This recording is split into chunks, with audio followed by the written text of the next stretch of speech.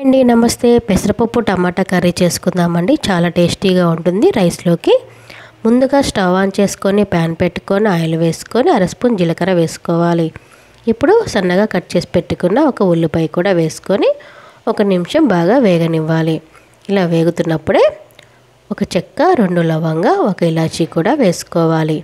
ఈ మసాలా దినుసులు వేసుకోవటం వల్ల ఈ కూరకి కొంచెం రుచి ఎక్కువగా ఉంటుంది. ఒకసారి మీరు కూడా వేసుకొని ట్రై చేయండి.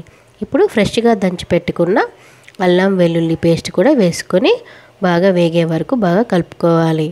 ఇప్పుడు కరివేపాకు, ఒక పచ్చిమిర్చి కూడా వేసుకొని ఈ మొత్తము బాగా వేగి కలర్ చేంజ్ అయ్యే వరకు, ఉల్లిపాయలు బ్రౌన్ కలర్ వచ్చే వరకు వేగనివ్వాలి. ఇప్పుడు పెసరపప్పు 1 అవర్ నానపెట్టుకున్న ఒక కప్పు పెసరపప్పు కూడా వేసుకొని ఈ పెసరపప్పుకి అల్లం వెల్లుల్లి పేస్ట్ బాగా పట్టే వరకు ఒక 5 నిమిషాలు బాగా కలుపుకోవాలి.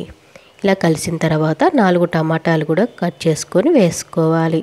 ఇలా వేసుకొని టమాటాలు 1 నిమిషం కలుపుకొని దీనికి సరిపడా ఉప్పు, పసుపు వేసుకుందాం. ఇప్పుడు 1 స్పూన్ ఉప్పు, అర స్పూన్ పసుపు వేసుకొని బాగా కలుపుకోవాలి.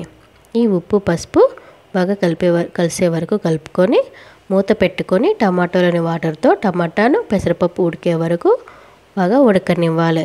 ఇలాగా ఉడికిన తర్వాత మూత తీసిన తర్వాత 1 స్పూన్ కారం, అర స్పూన్ ధనియాల పొడి కూడా వేసుకొని బాగా కలుపుకోవాలి.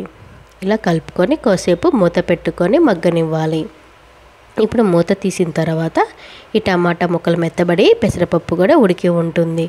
ఇప్పుడు చివరిలో కొంచెం కొత్తిమీర కూడా వేసుకొని 1 నిమిషం తర్వాత స్టవ్ ఆఫ్ చేసుకుంటే పెసరపప్పు టమాటా రెడీ. ఇది అన్నంలోకి, చపాతీలోకి చాలా బాగుంటుంది. ఈ వీడియో మీకు నచ్చితే లైక్ చేయండి, షేర్ చేయండి, సబ్స్క్రైబ్.